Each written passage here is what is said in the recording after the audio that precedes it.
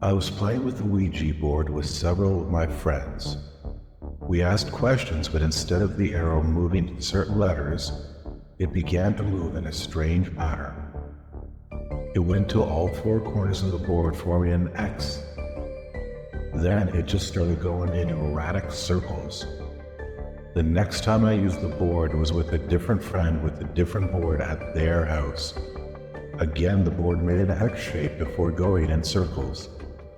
Later that night when I was sleeping, I felt a force grab me and press me against the bed. I could barely breathe as this angry entity crushed me down, almost reaching the floor. I woke up suddenly to see it was 3 a.m. and everyone was asleep.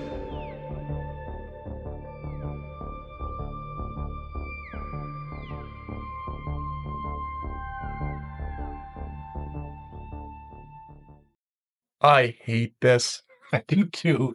I do not like this week's topic. Honestly, I can't believe we're doing this. Oh, it's creepy. Even just having this in this room in the studio has just been, it creeps me out. I don't know if I should be saying that so close, but it does. And I tell you, things have been falling here. Like things have been knocking down. We've actually had, you guys should know, we've had some audio and video, things we've never had before since filming this. So, you know, it's a creepy thing, the Ouija board, but going on Reddit, when doing research, there are so many stories, and I think we all know someone who has a story of playing with the Ouija board and just having these paranormal, horrible, creepy experiences.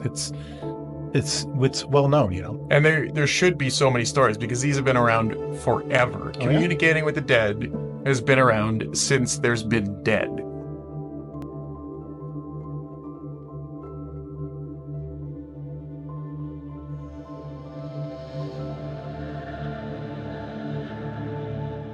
Our journey begins in 1300 Ming Dynasty China, where the practice of Fuji writing emerged.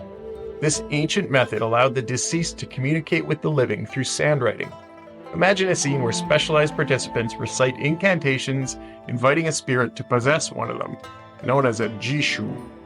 Questions are asked, and the possessed individual writes in the sand, while an assistant interprets the movements, revealing the spirit's responses. Taoism is greatly influenced by this practice, and it continues to be observed in Taoist temples in Taiwan, Hong Kong, Malaysia, and folk shrines in China. Fast forward to the early 1800s in the United States amidst the first industrial revolution. That's steam-powered. Yep, steam-powered. Steam-powered boats, steam-powered trains, steam-powered factories with big, huge gears and pulleys, big liquids, all kinds of great stuff. Men and probably some children were working there under not exactly the safest standards. And they lived in those standards as well, right? Yep. Horse and buggy, everyone living around the factory. Exactly. They couldn't travel very far. So for these factories, people were being called in and they were living in these close little proximity to each other, in these tiny little villages, and not exactly the cleanest conditions back then. Unfortunately, disease wasn't understood as well, and sanitation wasn't, so, you know, there was a lot of sickness. And add to that, this was a time of war throughout the United States, right? Absolutely. There was the Revolutionary War in the late 1800s. They were just on the heels of the War of 1812. The Civil War was about to begin in the mid-1800s. Over in Europe was the Napoleonic Wars. A lot of wars just going on. People going off to war and not coming back. So a lot of dying. A lot of dying, yeah. And how do people deal with so much sadness and loss and misery? Religion and spirituality. This was called the Second Great Awakening. It was a resurgence in Christian groups and gatherings where people got together to talk about spirituality, but also to talk about how to deal with these feelings of loss. There was a feeling that evil had taken a strong grip on the world around us, and through connection to the spirit world, we could find answers and redemption. You know, what often happened is churchgoers after church would get together in a dark room.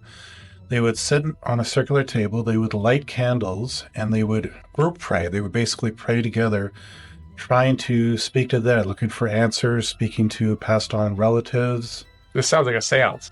It basically was. It was an early seance. And I think, looking at all these factors, we can kind of see with everything so dark, with everything so bleak, and this rise of spirituality, we can see how clairvoyance can swoop in.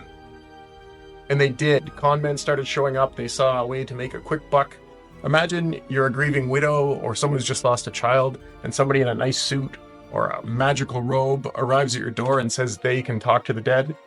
And it's the thing is that when someone's grieving, unfortunately, they're an easy target. And they show up and they just ask vague questions. Yep. They kind of know the answers ahead of time. These questions fit for anybody, and it makes you believe that they're talking to your deceased relative.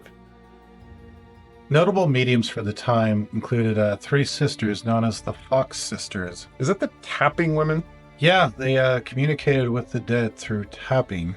3 sisters, Margaret, Kate, and Leah, told the story of how they were raised in a haunted house in Prince Edward County, Ontario, where the family owned a farm. They claimed that throughout their childhood, spirits would often speak to them, telling them stories of how they passed and what life was like on the other side. They said the ghosts would talk to them through a series of taps.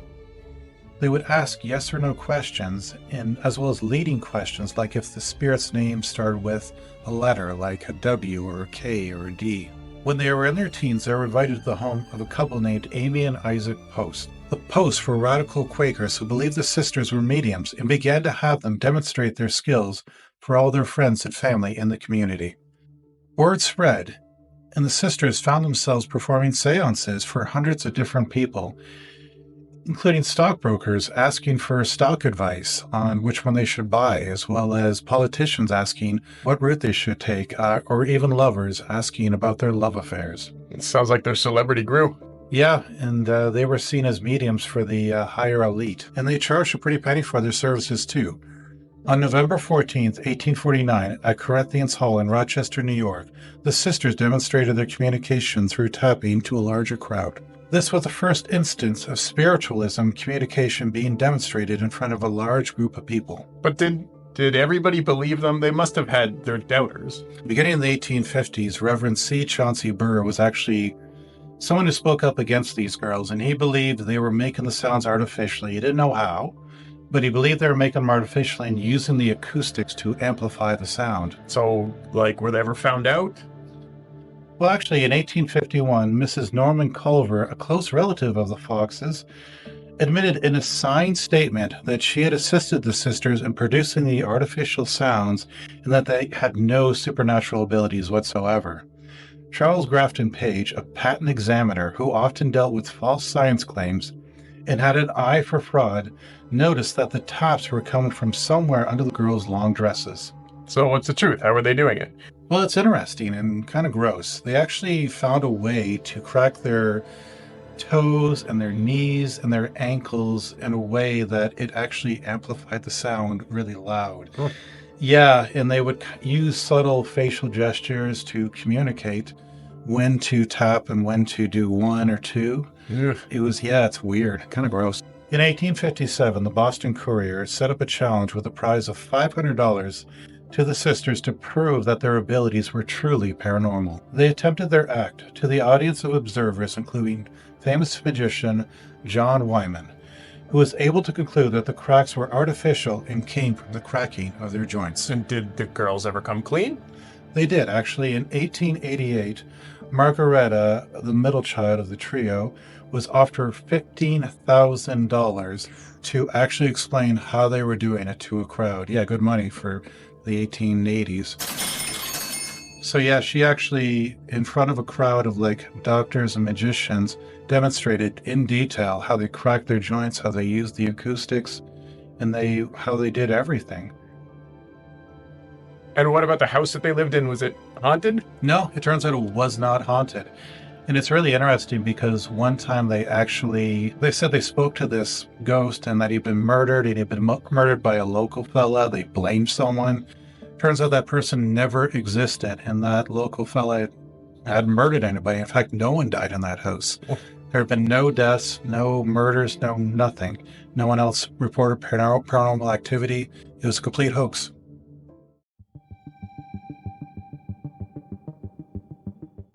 So the girls were using their bodies, but I know other people were using crystal balls or dowsing rods to convince people that they were doing this. Do you know, like, what were people in that time using? Well, those, crystal balls and the dowsing rods and all that are all kind of vague and, oh, only I can see. So one of the things that actually in Ohio, a lot of the Civil War veterans and a lot of the families used a spirit board. It was also called a witch board, and it was a series of letters, numbers, could even be words. And they would use this with a little planchette to actually speak directly to the ghosts. And with the Civil War going on that time, so many dead people around. Yep. And a lot of times families would send off their husband, their son, whomever, off to war, their daughters off to war, and not great communication. They would just disappear. They'd never know what happened. So they wanted answers. And a soldier in that war was a guy named Elijah Bond. He fancied himself a bit of an inventor, and he invented a bunch of different steam-powered things, but his most notable invention was a spirit board, a particular one that had numbers, letters, it had a yes and a no, it had a very clear goodbye at the bottom to know when to end the actual, sound familiar, to when to end the seance. And in 1891, he actually applied for and was granted a patent for this board. To go along with this, to really help the distribution and the sale, his sister-in-law, Helen Peters Noseworthy, was a medium. She considered herself, she ran seances, and she actually used the board quite a bit, used it with quite a few of the soldiers and the families. And actually, she has a special distinction. She said the board, before they patented it, needed a name. So she figured ask the board itself, and they held a seance, and they asked the board, what do you want to be called? It spelled out Ouija. When it was asked, what does Ouija mean? It responded, good luck. The board was a hit, selling across the United States. Newspaper headlines said, Ouija, the wonderful talking board, receive answers to questions about the past, present, and future. And there were factories in Baltimore, New York, Chicago, churning out boards to be sold in stores across the United States. And of course, as is human nature, during times of strife or uncertainty, the boards sold like crazy. World War I, lots of sales. During the Great Depression, when the economic world was slowing to a crawl, the Fuld Company that acquired the rights to the board was opening factories to meet growing demands. Near the end of the Second World War in 1944, one department store sold over 50,000 boards in 5 months alone. The stories of Ouija boards were finding themselves all over the newspapers. In the 1920s, citizens were using their Ouija boards to find out who the murderer of Joseph Elwell, a notorious gambler, was. In the 1930s, two women accused of murdering another woman said the Ouija board told them to and tried to pass that off as a defense. Also in 1958, Mrs. Helen Dow Peck's will was read out, and it stated that $150,000 from her estate was to be donated to a man named John Gale Forbes on the request of her Ouija board. Problem being, nobody by that name existed. And honestly, the weirdest story I think I read in all this was in 1916. Pearl Curran, an author, said that she spoke with the ghost of Mark Twain. And Mark Twain, yeah, it's true. Mark Twain dictated to her book, which she wrote out, published everything, a new book posthumously from Mark Twain after he died, supposedly. Yeah. What is this book? I want to go find this book. It's called Jap Heron, and you can actually get it on Amazon. That's so weird. That's so weird. It's up to you if you believe that's a Mark Twain book or not, but she wrote it. She said it was. Now, in 1966, Parker Brothers bought the rights to the Ouija board. And in 67, 2 million boards were sold. That outsold Monopoly. Outsold Monopoly. It was more popular than Monopoly. So they weren't seen as evil? No, they were seen as a regular board that families would have on their shelf with all their other games, with Operation and all those Candyland. And they would play it just as a family. Couples would play it to connect. Anybody, friends, they would just for fun, Sunday night, play Ouija and speak to the dead. So when did it all go bad then? Well, the 1970s, with its growing popularity, obviously it found its way into movies. And in 1973, the movie The Exorcist actually had Regan, the main character, the little girl who got possessed. Near the beginning of the movie, she's playing with the Ouija board. And the story implies, the narrative is, that Ouija board is how the spirit got into her house and into her body and caused all that evil, gross, chaos, evilness. So one movie changed it from happy family fun time to gonna destroy your whole life. And, you know, very shortly after, all religions denounced it and all spiritualism and all mediums as pure evil. So, in ways to invite spirits into you.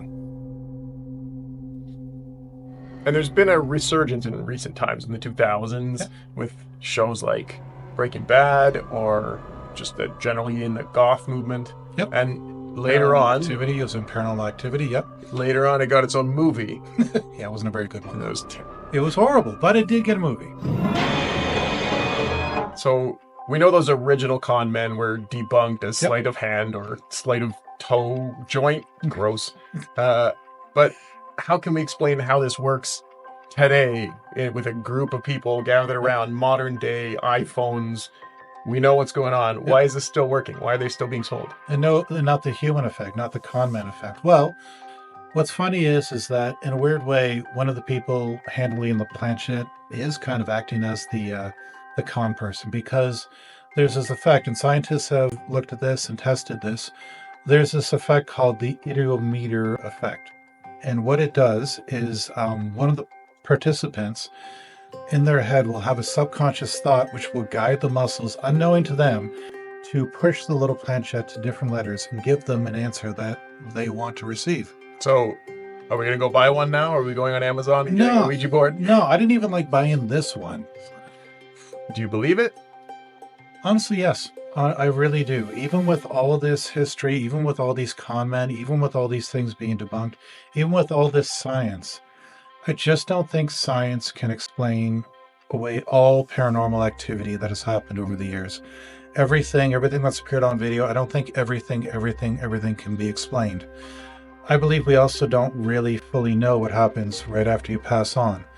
So, is it possible that we remain in this world in a spirit sense?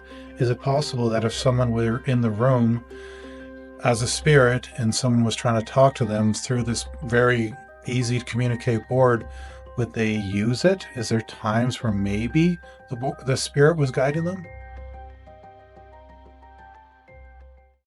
So how about you? Is there any paranormal experiences you have had? Anything with a Ouija board? Do you talk to spirits? Has any spirit ever tried to talk to you? Do you have any experiences? Is there anything you would like for us to cover? Write it in the comments section down below. Please like and subscribe, and we'll see you next time.